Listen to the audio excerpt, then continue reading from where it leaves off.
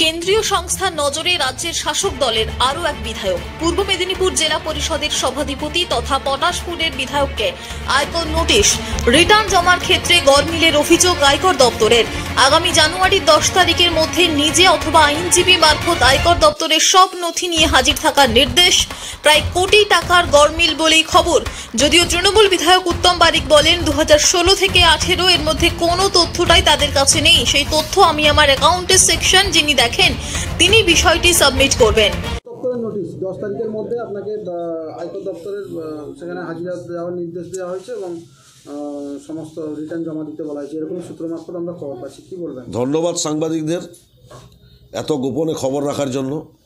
আপনারা যে এই ধরনের খবর কোত্থেকে পেলেন আমার ঠিক জানা নেই, তবে আয়কর দপ্তর একটি নোটিশ করেছে 2017 সাল 18 সাল এই আর্থিক বছরে অ্যাকাউন্টে যে ট্রান্সফার হয়েছে বিজনেস পারপাস, সেখানে ইনকাম ট্যাক্সের পরিমাণ মতো অর্থ আয়কর দপ্তরে জমা পড়েনি, এই মর্মে একটা নোটিশ করেছে। তবে আমার যতটা জানা ইনকাম ট্যাক্স ক্লিয়ার আছে।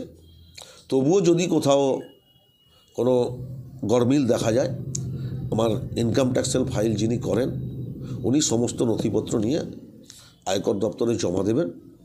যদি দেখা যায় পরিমাণ মতো অর্থ জমা পড়েনি, তাহলে নিশ্চিতভাবে আইনের বিধান অনুযায়ী আয়কর দপ্তর থেকে যে নোটিশ আসবে আমি সেই মর্মে সেই অর্থ আয়কর দপ্তরে জমা দেব। সামনে লোকসভা নির্বাচন, তার আগে হঠাৎ করে এই আয়কর দপ্তরের নোটিশ, এটা কীভাবে দেখছেন? আমি কিভাবে দেখছি, কেন আয়কর দপ্তর নোটিশ করলো এতদিন পরে 2017 সাল থেকে 2023 সাল, স্বাভাবিক নিয়মেই এটা একটা প্রশ্নচিহ্ন। এই প্রশ্নচিহ্নে আমি কখনো এটাকে খারাপ চোখে দেখছি না। তার কারণ যদি আয়কর দপ্তরে সরকারি ট্যাক্সের কোনো গরমিল থাকে, নিশ্চিতভাবে সেই ট্যাক্স আমাকে পেয়ার করতে হবে।